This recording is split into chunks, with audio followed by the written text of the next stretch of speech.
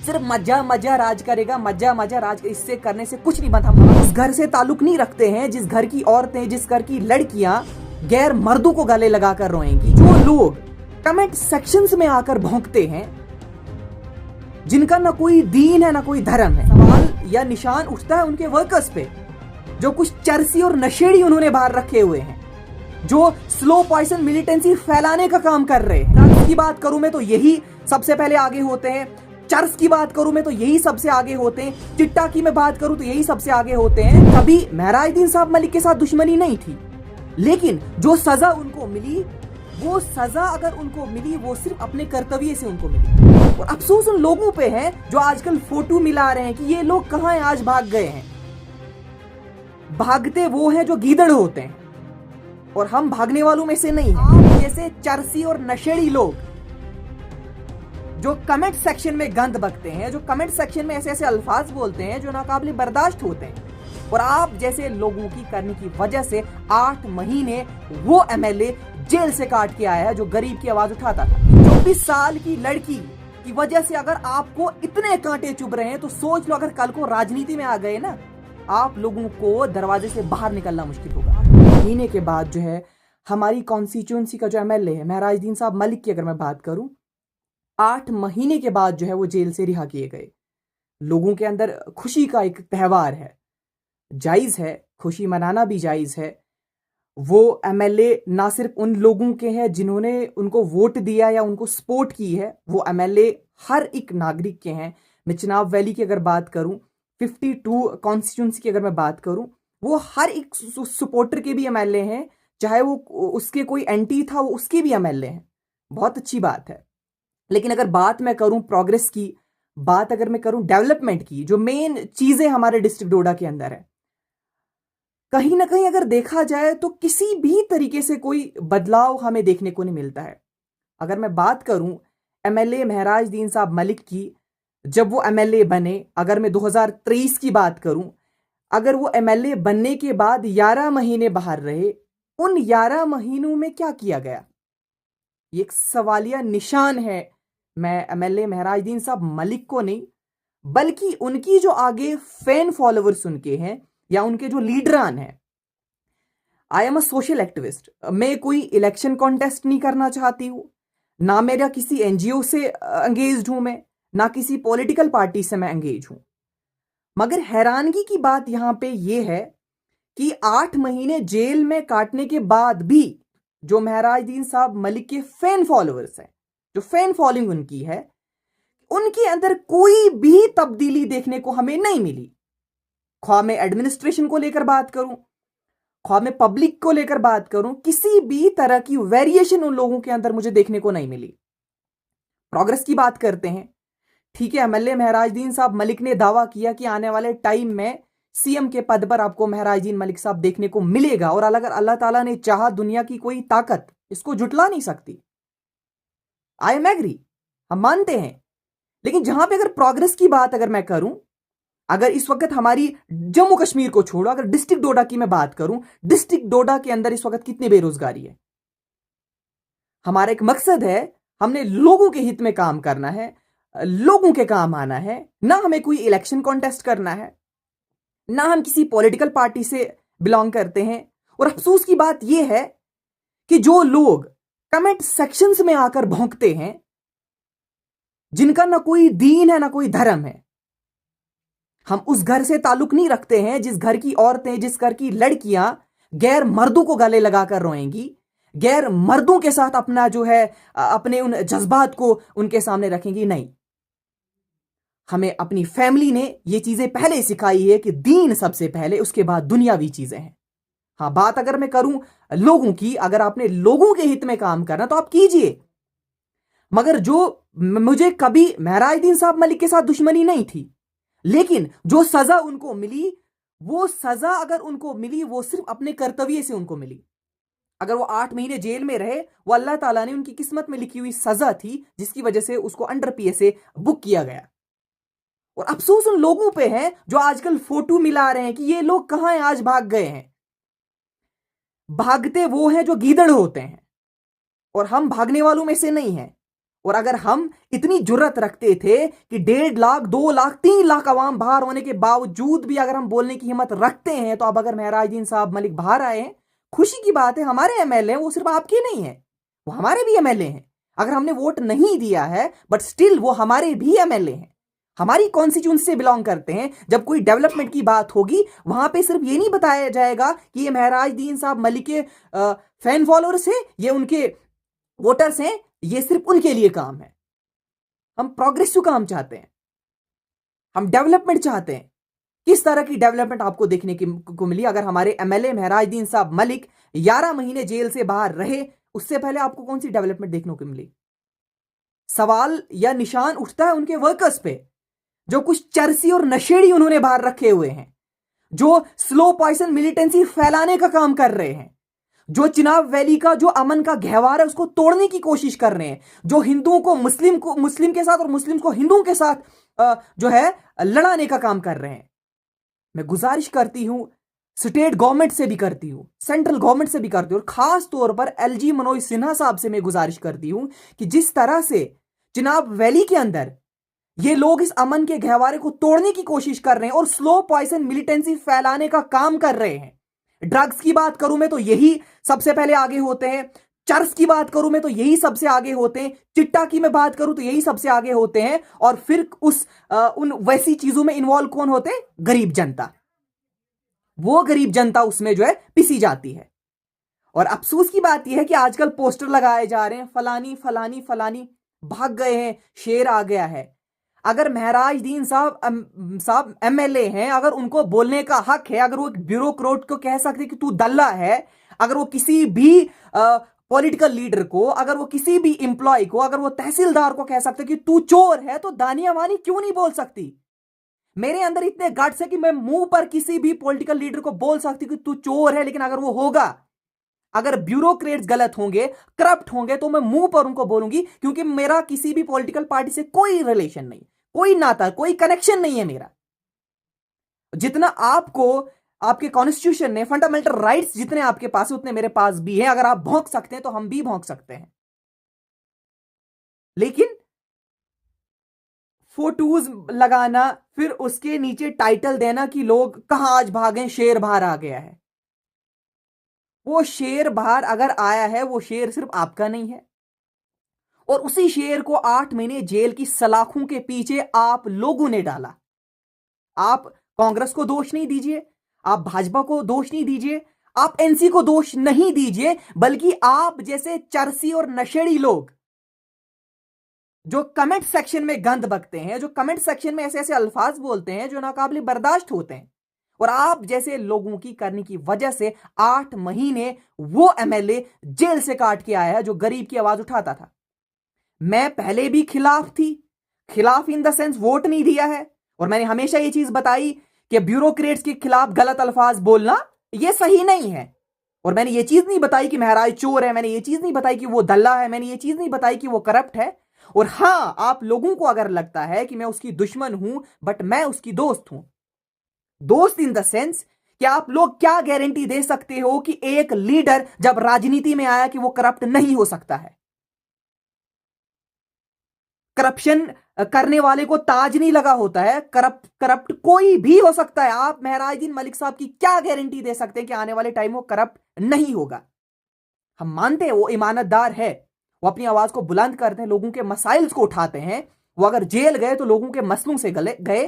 एक health sub centre पे आप लोगों ने इतना बड़ा इशू बनाया, इतना बड़ा इशू बनाया। ये जो यंग ब्लड होता है इसका कोई कंट्रोल नहीं होता, कोई ब्रेक नहीं इसकी होती है। हम मानते वो जज्बात थे, वो जवानी के जज्बात थे, वो उभर आए, लेकिन उसकी सजा उनको आप जैसे लोगों ने ही उसको दिलाई। और आप लोग करते हैं डेवलपमेंट की बात, आप चेंज की बात करते हैं, जिन लोगों का ना कोई दीन है ना कोई धर्म है। और मैं इस बात से हैरान हूं कि 24 साल की लड़की की वजह से अगर आपको इतने कांटे चुभ रहे हैं, तो सोच लो अगर कल को राजनीति में आ गए ना, आप लोगों को दरवाजे से बाहर निकलना मुश्किल होगा। और यह मैं दावे के साथ कहती हूं। अगर ना कोई पावर है, ना कोई पॉलिटिकल पावर का बैकग्राउंड है, हम भी जानते हैं अगर स्टेडियम्स में गैदरिंग करना कोई बड़ी बात नहीं है, मानते हैं उसकी महराज मलिक साहब की फैन फॉलोइंग ना कि Jammu Kashmir all over India में है, दुनिया जानती है। एंड आई अप्रिशिएबल मोमेंट है चिनाब वैली के लोगों के लिए। लेकिन जब आजाद साहब आते थे 60-70 हजार की गैदरिंग ऐसे ऐसे स्टेडियम्स में हमें देखने को मिली है। और काम देखिए आजाद साहब के, मैंने पहले भी बोला मेडिकल कॉलेज की मैं बात करूं, अगर मैं एम्स की बात करूं, रोड्स की बात करूं, हॉस्पिटल्स की बात करूं, क्या क्या चीजें मैं आपको आजाद साहब की गिनवाऊं। और आप लोगों की सियासत सिर्फ यहां तक है, इस साइड चीफ मिनिस्टर का फोटो होगा, फलानी साइड से महराज साहब मलिक होगा, टिक, आज ही वोटिंग करो कौन चीफ मिनिस्टर बन सकता है कौन नहीं बन सकता है। ये सारी चीजें करने से लोगों के मसाइल हल नहीं होते हैं। सिर्फ सोशल मीडिया पे भौंकने से, कमेंट सेक्शन में बोलने से या ये चीजें करने से लोगों के मसाइल हल नहीं होते हैं। तो महादेव वायलू टनल की अगर मैं बात करूं, उठाइए उस पे मुद्दे। क्यों मेरी चिनाब वैली की जो अवाम है, जो यंग जनरेशन है, क्यों जाएगी वो बाहर यूपी और शिमला, क्यों जाएंगे वो मजदूरी करने? अगर यहां पे अगर हमारे पास स्कोप है तो यहां की जो यंग यूथ है वो यहां पे एंगेज क्यों नहीं की जाएगी? इस पे सवाल उठाइए। सिर्फ मजा मजा राज करेगा, मजा मजा राज, इससे करने से कुछ नहीं बनता। हम मानते हैं उसके नसीब में अल्लाह ताला ने लिखा था कि वो डीडीसी बनेगा, उसके नसीब में अल्लाह ताला ने लिखा था कि ये एमएलए बनेगा और कोई भी ताकत उसको रोक नहीं पाई। अगर इसके नसीब में होगा कि ये चीफ मिनिस्टर बन सकता है तो कोई भी दुनिया की ताकत उसको रोक नहीं सकती है। मगर सिर्फ बोलने से, भौंकने से ये चीजें नहीं होती है। और आप जैसे भिखारी लोग, I don't want to use this word for you, but मैं कहती हूं कि यह आपके लिए बहुत बेस्ट है। पोस्टर अगर हमारी सेंट्रल गवर्नमेंट कोई काम करती है, डेवलपमेंटल काम करती है, तो हमारा फर्ज बनता है अप्रिशिएट करना, चाहे वो एनसी हो, चाहे वो कांग्रेस हो, चाहे वो भारतीय जनता पार्टी हो। बात अगर मैं करूं honourable prime minister Narendra Modi ji की, अगर मैं करूं, जितनी स्कीम्स है, चाहे मैं चिनाब वैली की बात करूं, जम्मू कश्मीर की बात करूं, ऑल ओवर इंडिया की बात करूं, हर एक हिंदुस्तान का नागरिक उन स्कीमों का फायदा उठा रहा है। और बात अगर मैं चिनाब वैली की करूं, अभी राशन को 15 दिन बाकी होते और आप जैसे लोग झोला लेकर राशन लेने के लिए जाते हो और वो राशन जो है आपको नरेंद्र मोदी जी की बदौलत मिलता है। मैं भाजपा पार्टी से नहीं हूं, बड़े लोगों ने कमेंट किया हाँ ये भारतीय जनता पार्टी से थी, ये उन्हीं की जो है चमची है, ऐसी है वैसी है।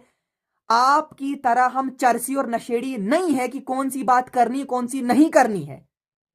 जब आप लोगों को ये भंग का और चरस का नशा जब आपके दिमाग से उतरता है, उसके बाद जब रात होती, जब आप अपनी फैमिली के साथ होते हैं और आप वही अल्फाज अपनी मां के लिए इस्तेमाल कीजिए, आप वही अल्फाज अपनी बहन के लिए इस्तेमाल कीजिए, तब जाकर आपको सियासत का पता चलेगा।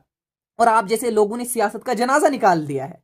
बड़ी दिग्गज नेता हमने जम्मू कश्मीर के अंदर देखे, चिनाब वैली में देखे, आजाद साहब जैसे दिग्गज नेता जिन्होंने जम्मू कश्मीर के ऊपर राज किया है। हर एक इंसान के दिल में वो बसते हैं। काम देखो उनके, जहां पे भी जाओ, हर जगह पे जो उनकी इनॉग्रेशन प्लेट लगी हुई है कि किसकी टेन्योर में हुए, आजाद साहब के टेन्योर में हुए हैं। और मैं सेंट्रल गवर्नमेंट से अपील करती हूं कि इस तरीके की अगर माहौल हमारे डिस्ट्रिक्ट डोडा में बने, जिस तरीके से इस सोशल मीडिया प्लेटफॉर्म को गलत तरीके से यूज किया जाता है, मैं चाहती हूं, मुझे नहीं लगता है कि अगर महराज साहब मलिक बाहर आए, लेकिन वो दिन दूर नहीं होगा जब उसकी जगह 10 से 15 लोग उसी के लीडर जेल की सलाखों के पीछे होंगे। और वो दिन दूर नहीं होगा, क्योंकि कानून हर एक के लिए बिल्कुल बराबर है। बात अगर मैं लड़की की करूं, बात अगर मैं लड़के की करूं, अगर मैं एक बुजुर्ग की करूं, किसी की भी करूं, अगर मैं एमएलए की करूं या कोई भी ब्यूरोक्रेट होगा, हर एक व्यक्ति के लिए जो कानून एक जैसा होता है। और बात अगर मैं ब्यूरोक्रेट्स की करूं, इंप्लॉइज जो होते हैं, ब्यूरोक्रेट्स जो होते हैं, ये जो गवर्नमेंट की रीढ़ की हड्डी होते हैं, इनका तालमेल जो गवर्नमेंट के साथ होता है, तब जाकर हम जैसे लोगों के काम बनते हैं। अदरवाइज हम लोगों ने हमेशा अपनी फाइलों को दफ्तरों के चकेरे में चलना है और वो फाइलें वैसी की वैसी हमारे घरों में वापस आती हैं। और आप लोगों ने क्या किया, मैं बात महराज साहब मलिक की नहीं कर रही, और ऐसा भी नहीं है कि मैं डर रही हूं, मेरे अंदर इतनी ताकत है कि मैं मुंह के बल बोल सकती हूं कि जहां पे वो गलत होंगे। लेकिन उनकी जो फैन फॉलोइंग हमारी चिनाब वैली के अंदर है, अगर मैं खिते चिनाब की बात करूं, जो चरसी नशेड़ी उन्होंने रखे हुए हैं, मुझे मालूम नहीं है किस तरीके का नशा करते हैं, कौन सी भांग ये पीते हैं, कि इनको ये चीज पता नहीं है कि कौन सा अल्फाज जो लड़की के लिए इस्तेमाल किया जाता है, कौन सा अल्फाज लड़के के लिए इस्तेमाल किया जाता है।